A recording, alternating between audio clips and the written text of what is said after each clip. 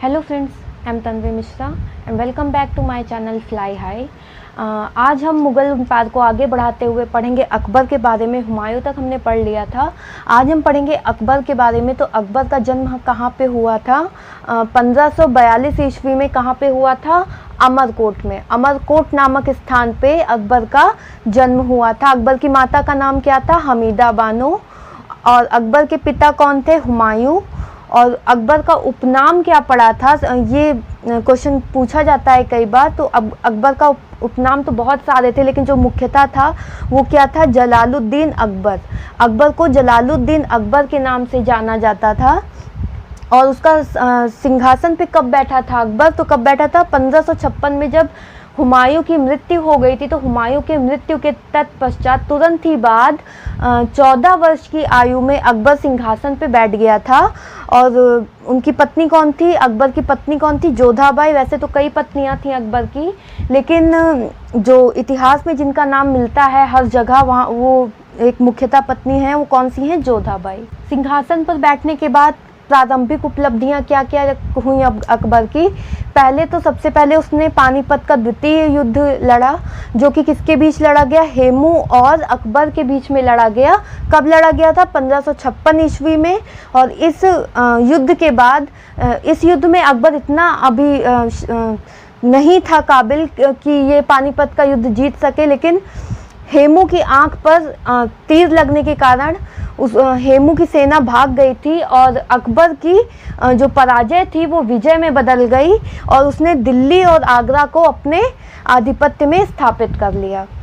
दूसरा जो उसकी प्रारंभिक उपलब्धियों में आता है, दूसरा है अफगानों पर विजय। उसने अफगानों पर विजय, जैसे ही वो सिंहासन पर बैठा 1556 में, उसने पानीपत का द्वितीय युद्ध लड़ा।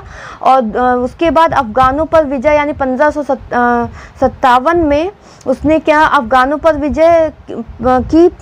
सिकंदर सूरी और अकबर के बीच में ये युद्ध लड़ा गया था और इस युद्ध में अकबर की विजय हुई थी और अफगान को उसने अपने आधिपत्य में कर लिया था। इसके बाद अकबर ने कौन कौन से विजय की?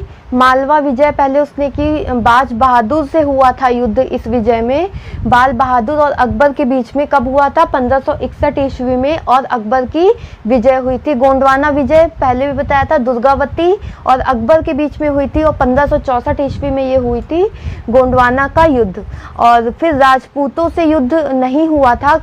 जब आमेर आया था अकबर भागमल पर युद्ध करने के लिए, लेकिन भागमल और अकबर के बीच में संधि हो गई थी और भागमल की जो पुत्री थी जोधाबाई, उनसे अकबर का विवाह हो गया था। तो इन दोनों के बीच में संधि हो गई थी, तो राजपूतों पर उसने विजय एक तरह से कर ली थी। हल्दी घाटी का युद्ध जब हुआ था तो किसके बीच हुआ था? राणा प्रताप के बीच में हुआ था, जो कि कहाँ के?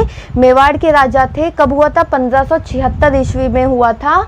अकबर और राणा प्रताप के बीच में ये युद्ध हुआ था और अकबर की विजय हुई थी।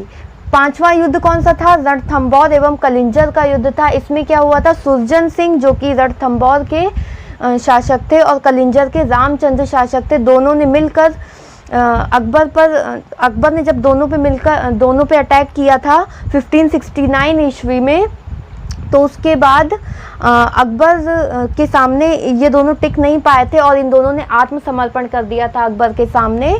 तो यहाँ पे भी क्या हुआ था? अकबर की विजय हुई थी। अकबर की अन्य विजय कौन कौन सी थी? तो काबुल, गुजरात, कश्मीर, सिंध, कांधार, अहमदनगर, बंगाल, असीरगढ़, पुर्तगाल, अफगान, कन्नौज, अंतापुर, इन सब पर भी अकबर ने क्या कर लिया था?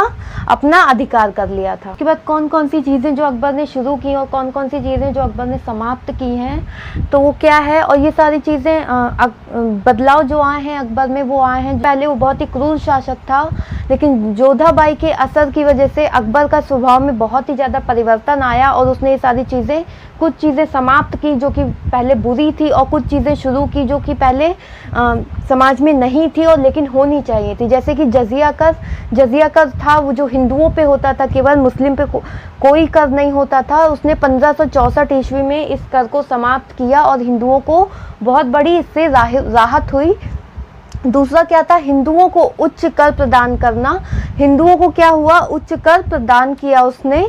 और तीसरा क्या है? हिंदू परंपराओं को अपनाना। वो पहले केवल मुस्लिम परंपराओं को अपनाता था और जो हिंदू होते भी थे उनका धर्म परिवर्तन करवा के उन्हें भी मुसलमानों में क्या कर देता था, परिवर्तित कर देता था। तो ये क्या था, हिंदू परंपराओं को उसने अपनाना शुरू किया।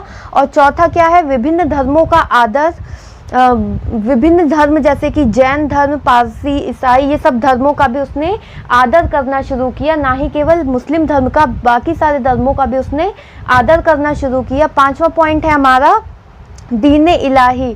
दीन इलाही उसने स्टार्ट किया।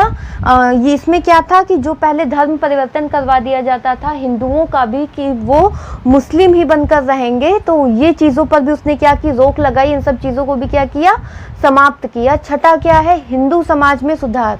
जो कि पहले हिंदू की दशा थी समाज में बहुत ही ज़्यादा बेकार थी, क्योंकि जब वो क्रूर शासक था तो हिंदुओं पे बहुत ही ज़्यादा अत्याचार करता था। तो हिंदुओं की जो दशा थी उसमें भी क्या हुआ, सुधार हुआ।